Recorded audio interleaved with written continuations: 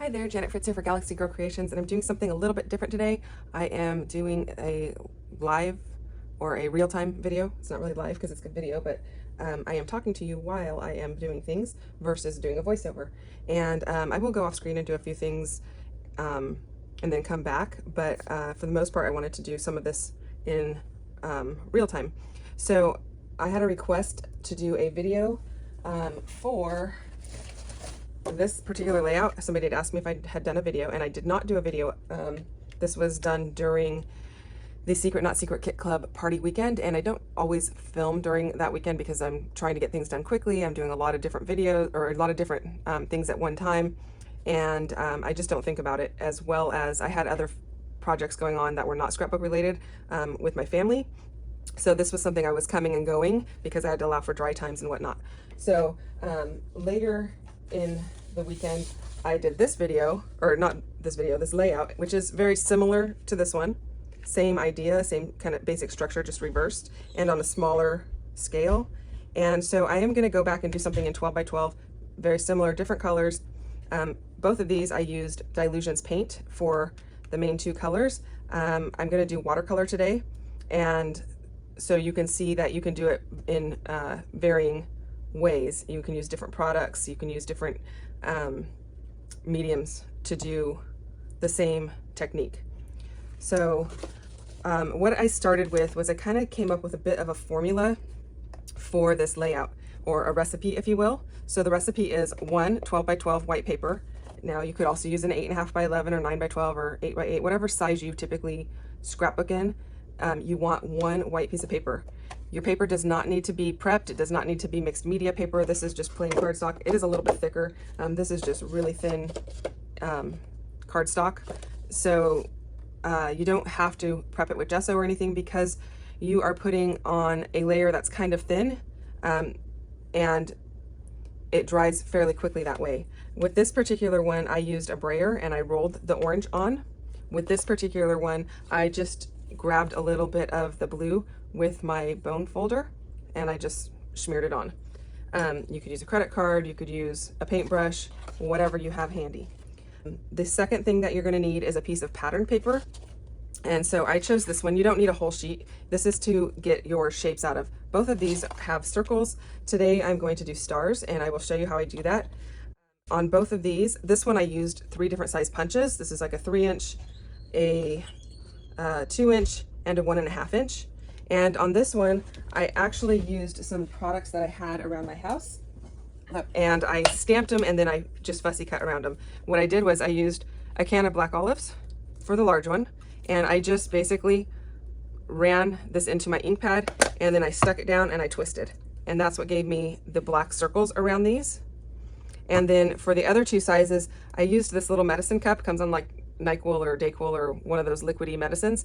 And I did the same thing. I stamped it in here and then stamped it down there, and then the reverse size, because it's smaller, I did for these ones. You could use anything that you have on hand if you don't have a circle punch. And then, so for this one, I stamped it with the black line and I cut the circles out freehand. This one is punched. I don't have a star punch that is large enough to do stars today, and that's what I'm planning to do with this particular background.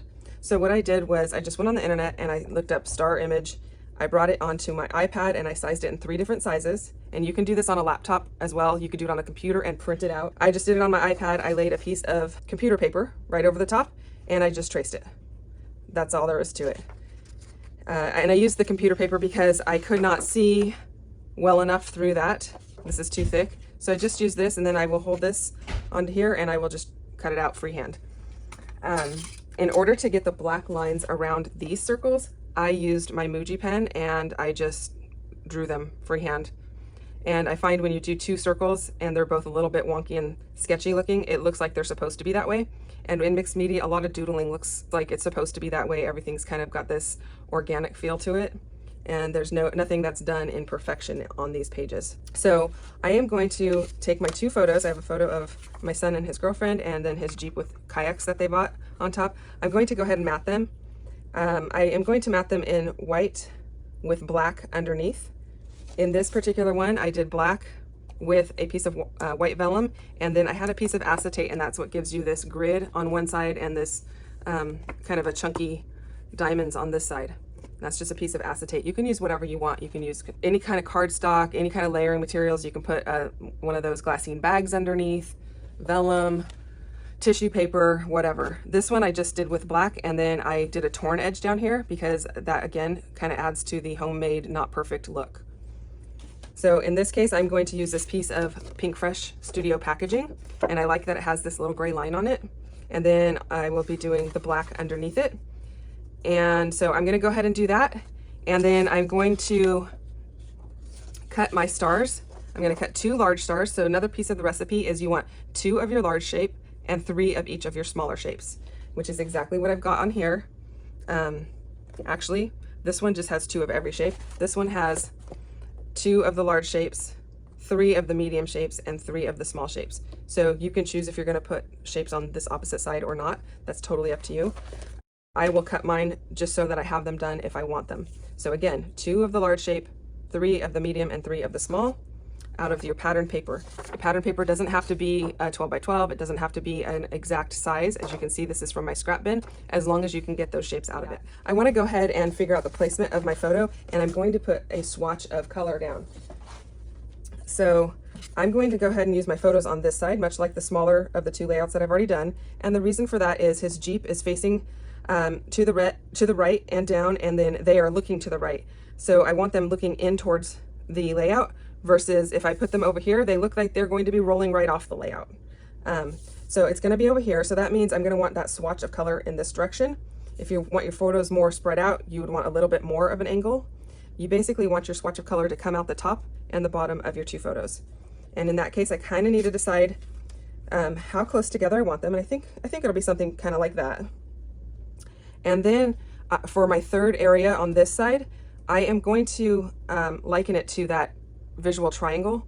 So you have your diagonal here, and if you take the top of your diagonal and the bottom of your diagonal and draw them out, I'm going to do it over here. If I were to do it down here, it's a little too close to this. My angles are a little bit off. You could do that, but you'd have a whole lot of stuff going on down in this bottom corner versus a little bit of white space in here, and then bringing some interest up here. So that's what I'm going to do. And I've decided to use this green and this blue. I'm going to use the green as my base. And in large part, that's because his Jeep has a lot of green. It is a green Jeep. There's green chairs in the background. The outside of his Jeep is green. One of the kayaks is green. So there's a lot of green going on. And then the blue, I decided, because there's a lot of blue in the sky. One of the kayaks is blue, and she's wearing a blue top. So that is why I chose those. Now in my other ones, there's a lot of blue. He's wearing blue, I'm wearing blue, and that's why I decided to go with blue. And then I decided to go with pink because I'm a girl and I'm in the photo. Not that you have to use pink for girls, but my face has a little bit of a pink to it, and then his lips are pink, and there's nothing much else in the photo. There's a little tiny something in the background here that's pink, but I wanted something that was heavily contrasted to the blue and something that you could still see when it's on top of the white. And then in this one, I turned the photographs black and white, and then I just left the popsicle orange, and there is an app that you can use for that. But basically it turns your whole photograph black and white, and then you can enlarge it and you can choose what you want to be colored. So I wanted the orange creamsicle colored because I wanted to bring out those oranges. And the rest of the stuff in the photograph, his shirt has a lot of red and blue. It's a Spider-Man shirt. There's a lot of green grass in here. His mommy is wearing some colored clothes as well. And so I didn't want that to conflict with the colors and stuff. A lot of times I don't care. I don't do this very often, but that was why I did it in this particular case, is because I really wanted this orange creamsicle to be the focus, and that this is like his first time having a treat at Grandma's house. And the story behind it is that she thought he was just gonna have a couple bites and she'd share it with him, and well, lo and behold, he grabbed the whole thing and he like ate it in 3 bites.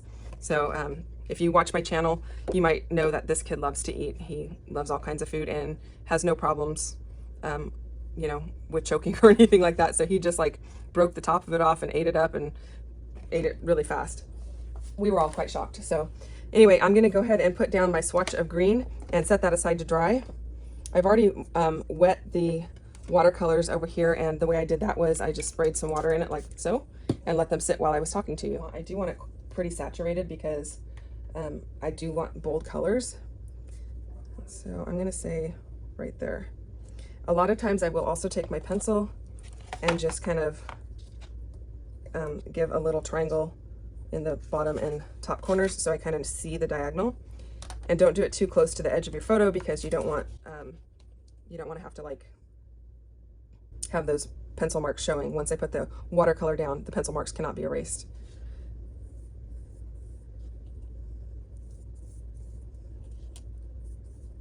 And like I said, I didn't gesso or anything. I want this to be really like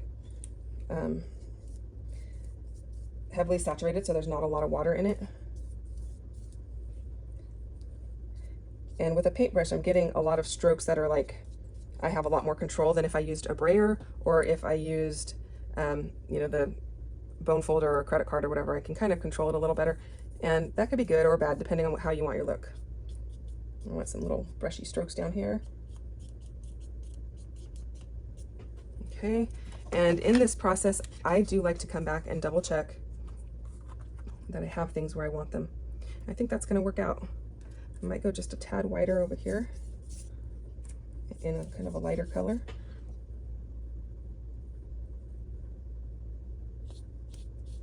If you want to drag out some brush strokes, start behind where your photo is going to cover up so you don't get that firm line, and that way you can just kind of get some brush strokes that are really light down in here. Okay. Okay, I went off screen and I went ahead, back to my photos. My paper is already dry because I didn't use a lot of water, remember. It's only been long enough for me to back those and cut these out. And so I'm gonna go ahead and put my blue watercolor on these, and I don't want a really thick layer. I want them a little bit on the dry side, kind of like the other. It's okay if they curl a little bit. When we glue them down, we can put them under something heavy to hold them. I'm not sure if they're going to actually curl, but I'm going to go ahead and put some of this blue watercolor on. And I'm using a brush that is somewhat dry, and there is water in my watercolor, but I'm not leaving my brush sitting in one spot too long. Okay, and you can see there was still a little bit of green in my brush. That's okay. I like that. It's gonna look good. At least I think it's gonna look good. I hope. And if you want it darker, you put a little tiny bit more on. And the whole idea with the watercolor is that it's kind of streaky. You leave a little bit of the white showing, that's okay. You could also do this with just acrylic paint. You could do it with spray mist. You could do it with, if you have gelatos, you can rub your gelatos onto a surface, add a little bit of water and do that. Okay, I decided I want these a little bit darker just because the green on here is so dark. I want these a little more bold. This seems to blend just a little bit more than I want, so I am going a little more bold. And to do that, I'm just using the same blue watercolor, less water. It's a little bit sticky in the palette now versus being kind of juicy. So a little bit more like a dry brush. And it's okay if the whole thing is not have it. I just want areas that are darker. I'm adding the water again with my sprayer, just a tiny bit to the palette rather than my brush, because I don't want my brush to suck up so much water that it pours water onto these stars. And you may wonder why I used the patterned paper under this. I can actually, you can't see it probably on the screen, or maybe you can, but I can actually still see the green grid lines. It's just very faint, and it just gives a little more visual interest and texture and kind of that layered feel to these stars. So if you don't have a patterned paper or aren't sure what to use, you can go ahead and use white paper, that's no problem. But this does give a little bit of an extra layer to it. Okay, so I want to add another layer of green to this because I want to have a little bit more depth. So I'm going to add a lighter green, and then I wanted to show you, see the stars, they curled up, and these ones are all more flat, and that's because all I did was I went in and just kind of like gave them a little bit of wiggle and softened up the fibers a little bit so that they can lay flat again. Now, as if they are curved the opposite direction, which is what I'm kind of making them do, that's okay, because when I put the adhesive down, they're not going to stay up like that, they're going to go flat. So you can kind of just work them a little bit so that the fibers in the paper kind of loosen up and they go back to being more flat. My paper is a little bit warped, but that's okay. We can do the same thing with that. And when you put it in a page protector in your album, it's not going to stay warped anyway because the weight of all the other pages kind of flatten it out. You can opt to put it underneath something and it'll kind of flatten out. And oftentimes what I do is I will use blue tape and tape my layout down and leave it there until it's completely dry, and that will keep it nice and flat. And actually, I can show you. I have a layout here that is, or a paper here that is completely flat. What I've done is I have some foam board. I covered the whole top of it with packing tape so that it has a water barrier and doesn't get the foam board wet. And then I taped my layout down, or my paper down. This paper has been gessoed, so if it had been gessoed without being taped down, it would probably look more like this one where it's a little warped. But because it was gessoed while it was taped down and it was let completely and thoroughly dry, it's flat as any other paper in your stash. And now if I were to have put this green on here and did all of my mixed media on here, and then completely just let it dry, and sometimes that takes overnight, not drying it with a heat gun. You can dry like the top layer with a heat gun so that you can keep working, but the fibers of the paper are going to be wet underneath. That's what you want to dry. So I just let it dry overnight, and it comes back when I pull up the tape, it's completely dry. There will sometimes be a little bit of a line left where your gesso met the tape, and typically I go as far to the edge as I can, so there's like 1/8 of an inch here, and I'll cut that off anyway, and then I'll back it with another sheet of paper so that you get this type of an edge. This is not a paper that was used for mixed media. Actually, it does have embossing powder on it, but it wasn't wet or anything. But I will just put another piece of cardstock underneath it to give it a border around the entire layout. So I just wanted to share that with you. This is about 14 1/4 by 14 1/4, and it works perfectly because I can actually just take the tape off and reposition the tape back onto the board, and keep the paper off because there's enough room for the tape to stay on the board, and then I can reuse the tape again. The only thing you want to be careful of is if you have added color and the color has gotten onto your tape and it is like a water-based product, when you put your next layer or your next paper down and you tape it down and you go to put your gesso on, if your gesso touches that color, it's going to drag that color into it. So just a little bit of a tip for you. So I'm going to add that lighter color of green to this just to give a little bit more depth. And I don't know that this is going to be more wet, but it's going to have more. I'm not getting my brush more wet, but I am going to put more water into my pigment, so it's a lighter color, and I used a lighter color of green to begin with. And when you normally see layouts that use a lot of watercolor, they usually have a lot of translucency and kind of like that watercolor effect, whereas this does not really look like watercolor. This looks like it could have been paint, and that was the look I was going for because I want that bold color. Now if you want something that's lighter, go with something lighter. That's not a problem. You might have to wait a little bit longer for it to dry, and you might need to add a few more layers of color depending on what you're adding, but don't be afraid to try it. It's only paper. This is just plain white cardstock. It's not even like basil marshmallow. It's not the mixed media paper from Vicky Boutin or anything. And same with that other paper that I showed you that's nice and flat on my little board over there. It's not anything special. It's just plain old white cardstock, probably from Michael's or Hobby Lobby. Okay. Yeah, I like this a lot. I like adding a little bit more of that brighter green. Just gives it a little bit more of more layers. Yay. And you can see it as it goes over this green. It is picking up a little bit of that green, but that's okay.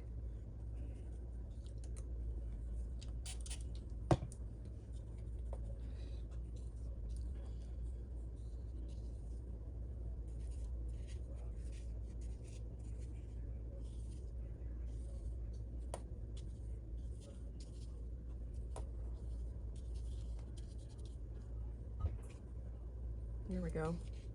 Okay, and I'm happy with that. And then the last thing I'm going to do is I'm going to sprinkle, let's see here, I picked up some of it. I don't know if my brush is wet enough, but nope, let me get some more.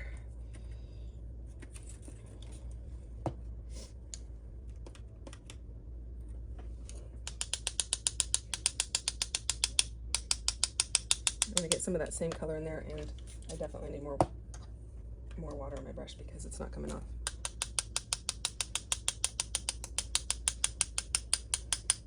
Typically I would do this at the end when I know where everything's going to be, so I can give some more interest into the embellishment areas, but I'm doing this now because the watercolor is wet now, so that will save me having to do it later, and because I've already done this layout a couple of times for different albums or different topics, I kind of know where I'm putting it. I will probably go back and add more like this, more of this drippy effect in other colors, and maybe using some mist or something. Okay, my paper is now dry. I've got my stars cut out. I've gone ahead and traced around them with my black pen, and I left one undone so you can kind of see what I do. I just go 2 lines, and if they're not perfect, that's great. If they overlap each other or a little wonky, that's no problem. If you go off the edge, just make another line on the edge.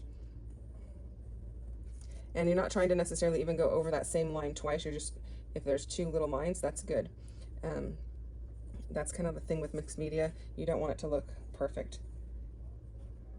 My pen skipped right there. You could do this with a black Sharpie if you want. I'm using a black Muji pen. I haven't had any trouble with it. It's a gel pen. And then when I put my stars on here, I don't see a lot of contrast between the 2 colors because they are kind of the same saturation level.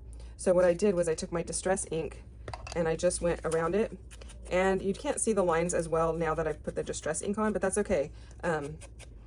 Like I said, it's all layers. You want layer after layer after layer, and that's how you get this look. And this is going to help these stars kind of pop off the page a little bit better. So I did all the other ones off screen so we don't have to sit through that. And, you know, inking, you guys probably all know how to ink, and if you don't, it's very easy. You just put some ink on your foam pad and put it on there. Okay, so now I'm going to go ahead and test where I want my photos. I think I want this one at the top. That's them in the car. Actually, this is them out of the car. I was thinking they were getting ready to drive off in this one, but that's when they were loading. So I'll put that at the top. They don't have to be chronological. I like them that way. You do you, pick what you like. So if I'm going to put my photos here, I don't want to glue them down yet because I'm going to add stamping. I'm going to add some stenciling, and I don't want my photos in the way of that, but I want to see where these things are going to lay so that my stamping and stenciling can be tucked under. So you're just going to figure out kind of where you think you want your stars. I'm going to put a little one up here. And when I do my stars, I typically do like the large on one side of one photo and then on the opposite side of the other photo. If I put them on the same side, it's going to kind of weigh that side down. And I don't mean actual physical weight. I mean the layout will look heavier on one side than the other. This keeps balance by doing it this way. And I do want these 2 to overlap. And then my third one, I don't necessarily want it to overlap. That'll work. And these ones, I want one of them going off the page. I don't want it to be perfectly on the page because you don't want to have that stopping point there. It looks like I don't even know what the word is for it. It looks like you're not finished with your layout, basically. It looks more finished when it goes off the page, and it's more pleasing to the eye. So I think this is about where I'm going to have them. And then I'm going to go ahead and do some stamping and stenciling. I have a whole bunch of little word stamps that I have put onto my acrylic block together, and I don't know if you can see that there. I went ahead and did a couple of test stamps to see that I had them in the spots that I wanted them. And they are a combination of, this is a Paige Evans, and I think this is from Horizon. So I'm using Born to Explore, Young, Wild, and Free, and I Love Adventure. This is a Clearly Kelly. It's a Hero Arts. It's old. And it says, "This is seriously cool." 2015. These are all from Clearly Kelly. This one I am using In Pursuit Of and Go See Do. And this one I am using, actually I didn't pull any of those out, but what I wanted to say in regards to these, I don't know if you can see these little hearts or these little tiny stars. These are perfect stamps that if you are doing circles, you can put these on your stamp block at an arc and stamp around the circle, And that is exactly what I did in this particular one. I have this little arrow stamp. It's a bunch of little arrows, one right after the other. And so I just put it on my block as at a curve and then stamped it to give a little more interest. I'm not doing that here because I don't have circles. I might choose to add this one that has all these stars on it though. So we'll see about that. This one says, say yes to new adventures. This one I think I'm just using boat because they are in a boat. There is a getaway stamp up here, which I considered using, but I did use the getaway from this one, which is a little larger. Otherwise, they're identical. And then I have pulled out these stamps that have some little stars in it. Those are not on my block yet, so those will be like the little finishing touches. And then this one has Dream, Explore, Discover, but these stamps are not as tall as all of the rest of the stamps, so when you put them on the block together, they don't actually show up because they're not as thick. So I hope that made sense. And then what I'm going to do is I have this like foam pad. It's kind of like a mouse pad. I'm going to stick that under there for when I'm stamping because I don't get the best impressions on my desk. And then I am going to just use ink, archival ink, in black. And it's okay if it doesn't stamp perfectly. Remember, this is all just kind of the way you want it to look. You want it to have that messy kind of look. So I want this one to stick out. I mean, I realize I'm cutting off a lot of the beginning of the stamp, but those will show over in other areas.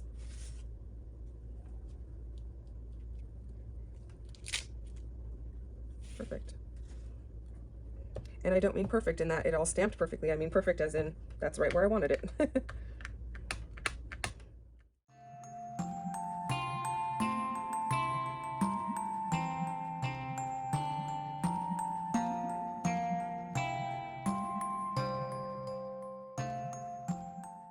Aside, and now I'm going to go ahead and do the stencil work. I have this star stencil. This is from Paige Evans, and this is from the Crafter's Workshop. It's called Mini Halftone Circles, and I am going to do this in yellow. This is my accent color, and I'm choosing yellow because yellow goes really well with blue and green, and I feel like when I do mixed media, I like to use colors that if I were to blend any of the two of them, they're going to look good. So like if I blended the yellow with the dark green, it's going to make that light green. If I blend the yellow with the blue, it's going to make the dark green. So they obviously, if I do the blue and the green together, it's just going to make a different shade of a blue-green. I don't want to add something like, say, I don't know, if I could add purple here, but if I added purple here, I'm bringing in a whole different, like purples are red and blue based. It's a whole nother color. Whereas the yellow, like, I don't know if that even makes sense. They're going to blend well together. On this particular layout, it's not such a big deal because nothing's wet. But if you were to add the purple to the green, you're going to probably get something that's brown. You're going to get an earth tone. A lot of people call it mud, but I've been told by a friend of mine who does watercolor that it's an earth tone. It's not mud. So you might actually want that color in some cases. Not in this case, though. Okay, so I'm going to go ahead and do the yellow, and then I am going to do the black stars. The black, to me, on mixed media, when you have all these bright colors, it kind of grounds everything, and it just kind of tones everything down. It's overwhelming and overpowering to your eye, and I feel like the black kind of brings everything back down to it's where it's softer in your eye. I don't know. I'm probably not describing that right because I don't have a whole lot of training in any of this, but to me, it just kind of brings everything back to reality versus this overwhelming, overpowering look. So now, again, I want to take my stencils and I'm doing them in the same areas, but I'm going to expand a little bit further out with them. So let's see here. I'm going to do it this way so my circles get smaller, and that's in this particular stencil, they get smaller towards the outside. And I am using a Catherine Pooler ink in Limoncello. And I really like this ink. It goes on nice and bright, and I'm sticking with the bright colors. A lot of times you might end up with a yellow that is too soft. Catherine Pooler, I don't think, has a lot of things that I would consider too soft. And that's what I love about her inks. They're very vibrant and bold. So now I can pretty much take all of this off because I know where I'm working. I'm working in these areas where the black is. So I'm just going to set everything aside and do my stenciling. You could do this with this type of a blending tool. I don't have a yellow pad handy at the moment, so I just picked up one of these tools. That works for me.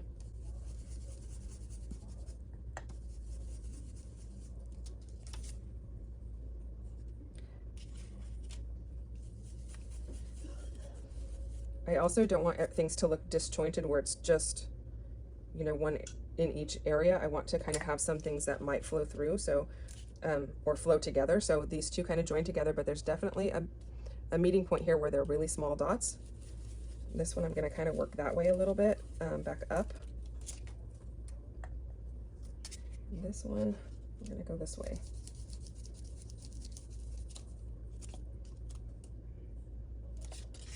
Okay.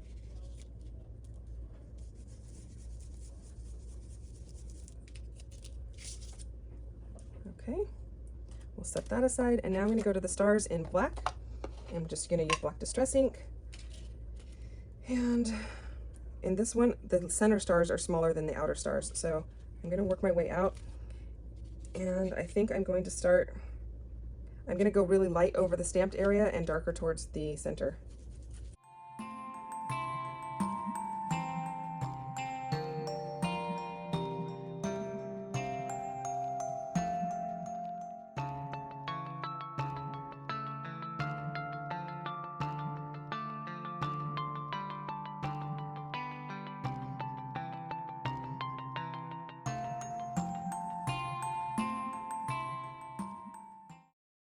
And you might look at this and go, well, that's way too much. You stop at the point that you're happy.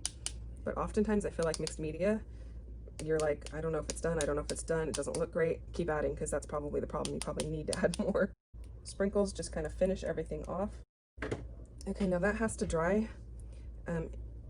In the meantime, if you're very careful, you can take your pen and you can go around some of these circle spots with black 2 times again.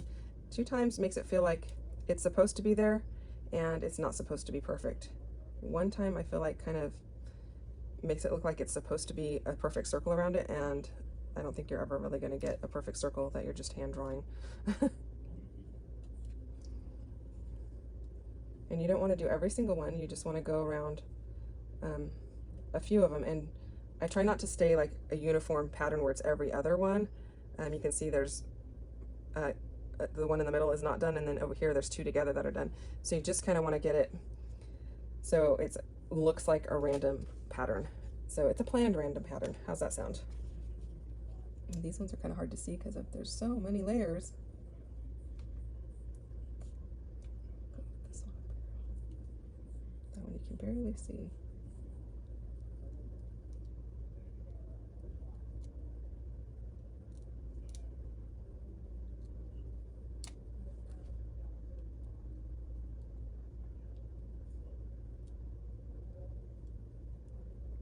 These are super messy, but that's okay.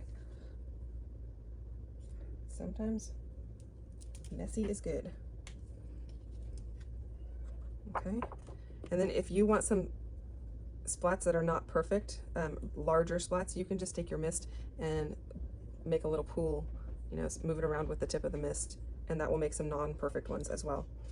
So now we have to let this dry, and to speed up that process, I am going to help it dry.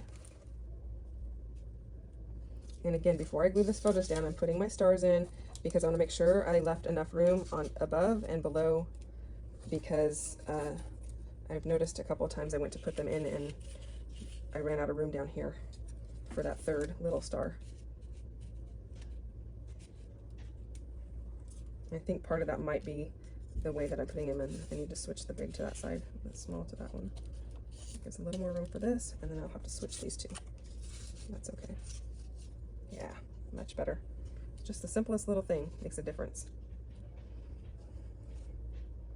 Now in my second layout, in my first layout, there is a text stamp. Obviously I've got some text here. This one's like a scripty one, you can't even read it, don't even know what it says. And then I had this stamp that's kind of like this little scrolly line, and then I just did a little zigzag in the middle of it, kind of like I do going around the edges. I also used that 3 stars. That's all great and fine.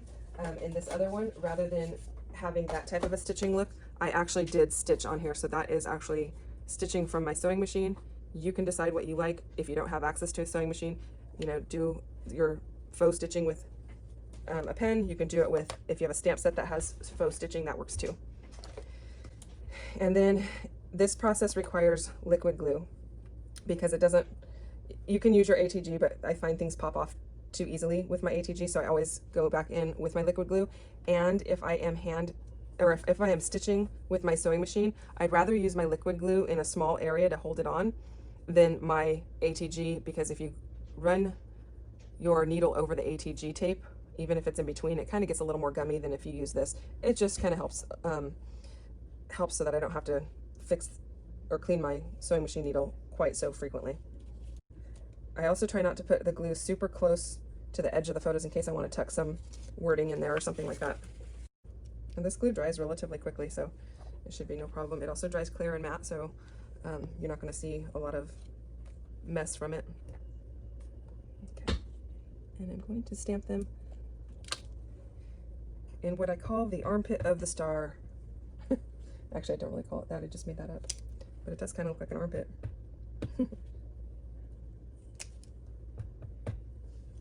And you don't want to do like every single one, you just kind of do them randomly and a little kind of like, if I don't want to do all the ones on the right or all the ones on the left, you kind of mix it up so that it looks like it's, again, random but planned. I put one right in here too.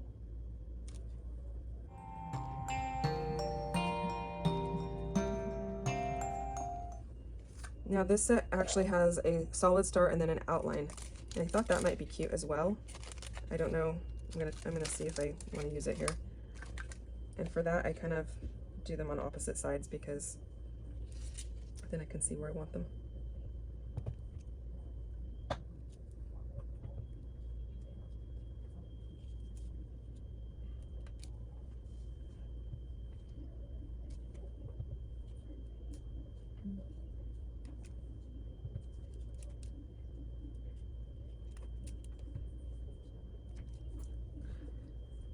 Okay, and now I can go in with another color and stamp inside of those. And I think I'm gonna do one of these blues. I think here's the blues that I have. I could go with the turquoise, like add in another color, which might be nice because it's just an accent color. I think I'll do that. That's Fiesta Blue. And if you're looking at, like, I don't know if you can see the set that I have here. This is not a good representation of what the set has in it. I just stuck all the blues and purples in. They're from multiple sets.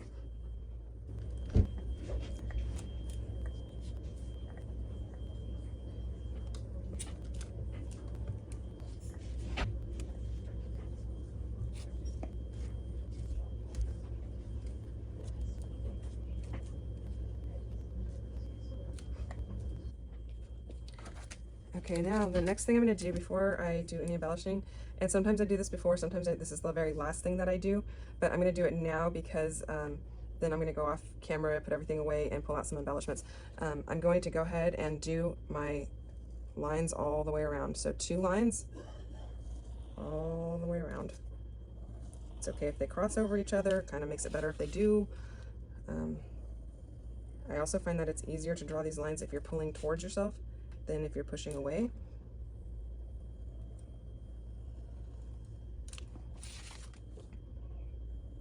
If you like the little zigzag look of the stitching, then you can put that in there too if you want.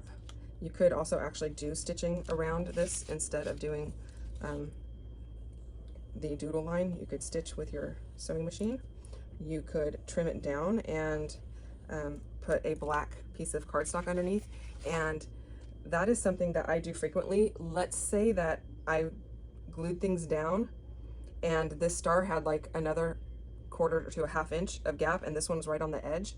I would trim off this edge, and then whichever one had more reveal on it, I would trim off the other edge and then put my black cardstock or navy blue cardstock or green or whatever color you want behind it, and that will help your layout to look more centered because you've cut off the big edge, you know. In this case, I do want this cut off, but if I had put my stars really close to the edge and then this had a big white edge, then I would trim from this edge and put my black. I would trim, you know, like a quarter or a half inch off of this side and have the reveal of the cardstock underneath on both sides. Okay, I'm going to, I think I am going to do those little ziggy-zaggy thingies. And I tend to do those where at least one on each side, sometimes two, and I do it wherever the lines have intersected that I drew. Okay, and I'm going to clean up and I'll be back. Okay, I've pulled out a bunch of embellishments, and the first thing I'm going to do is I found these silver stars. They are rub-ons. They could be really old. I have no idea if they'll even stick, but we're going to give it a try. I want to lighten up these blue stars a little bit, which I know sounds weird because they were light and then I made them dark, but I wanted that contrast, but I want to bring a little bit of light to them by just maybe putting a couple of these little stars on there. So we're going to try it and see. If it doesn't stick, it doesn't stick. Oh, it did stick. Look at that. Again, adding just another texture to this whole thing. And these are actually going on really easily, and I know a lot of people have problems with rub-ons, but I think it all depends on the brand.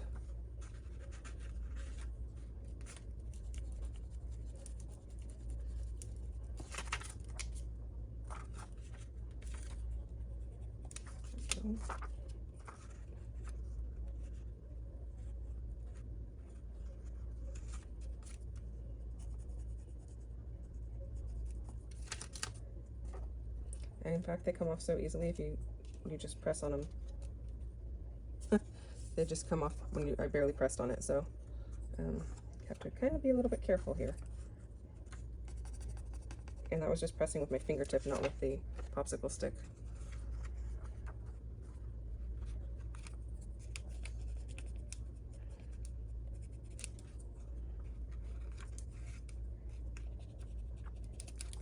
Okay, more stars. Okay, I pulled out a title, and these are just thickers, and I pulled out the word adventure. And look, I am going to go over the stars, but that's okay, don't mind. I'm going to go with Adventure Crew.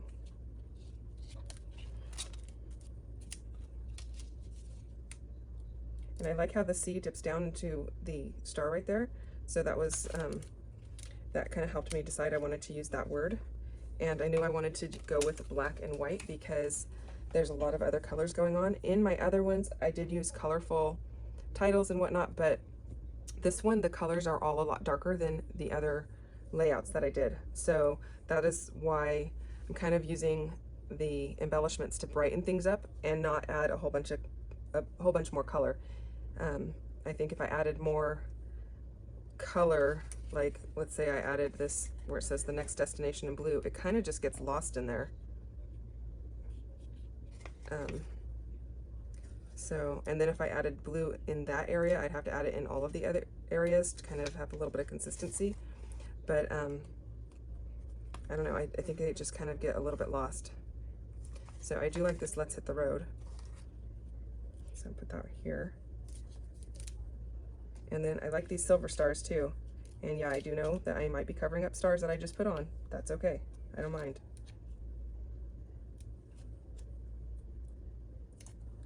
We're gonna go with it. And these are chipboard pieces. I might have to glue them down. Well, I know I'm gonna have to glue them down because they're not gonna stick on the, they're not gonna stay on the mixed media otherwise. They just kind of pop off. Okay, I have this destination and this one that says journey. Actually, I think this is clear. I'm gonna have to put it on white. Grab a little bit of white scrap up here.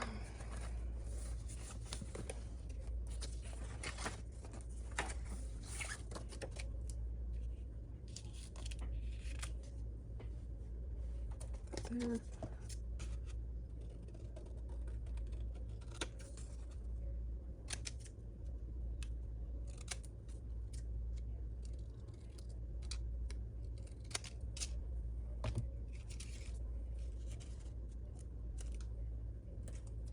Destination to tuck right in here.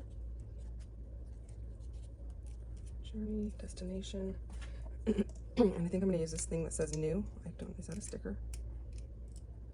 I don't think there's a back on it. I think it's a die cut. So I'll go ahead and add some glue to that. I'm just gonna use some liquid glue on these.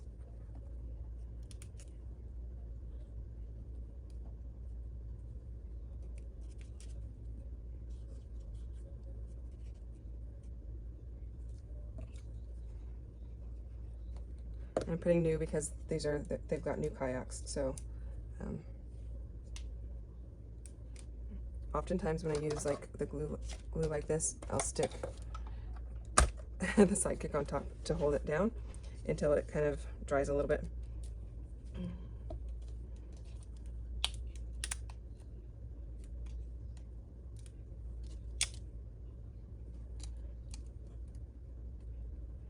Okay, then over here I have Go Jump in a Lake, and the font's a little bit different, but I think it's okay. I'm gonna go ahead and use it just because I think it's very fitting for this little story of their new kayaks. So this one, I'm just going to hold it on there with my tweezers while it dries a little bit. Did I get it on there straight? Make sure we get it straight before I do that.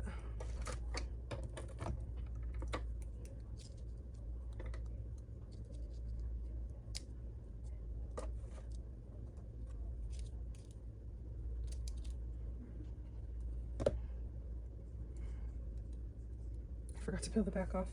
Stick glue on the adhesive back.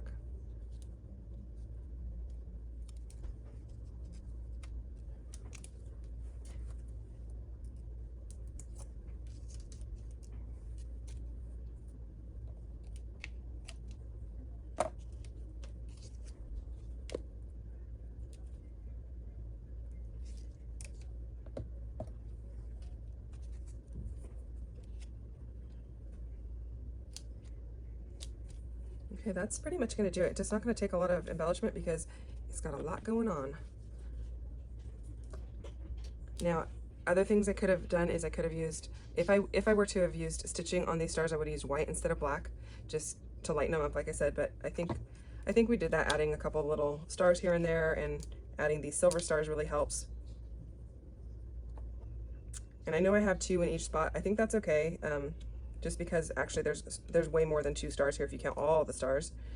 And then I think if I put 2 over here, it might be too much unless I use a little tiny guy. I don't know. I think maybe I'll use that right there.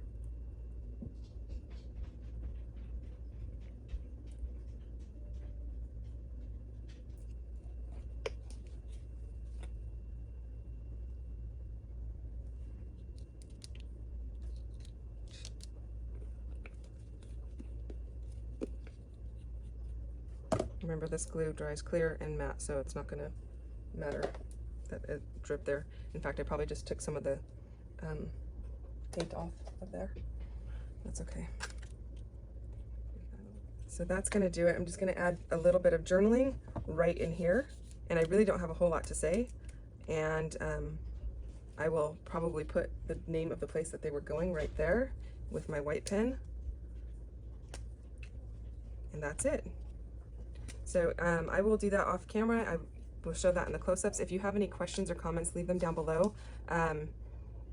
Again, this is the same exact technique that I used to do this layout and this layout. And you can see the differences. The size difference here, shapes difference, added a little stitching. This one, it's more vertical instead of diagonal. In which case, if you're going vertical, you can have a bigger swatch over here. Then these other 2 have smaller swatches. Okay. Thank you so much for watching. I will see you next time.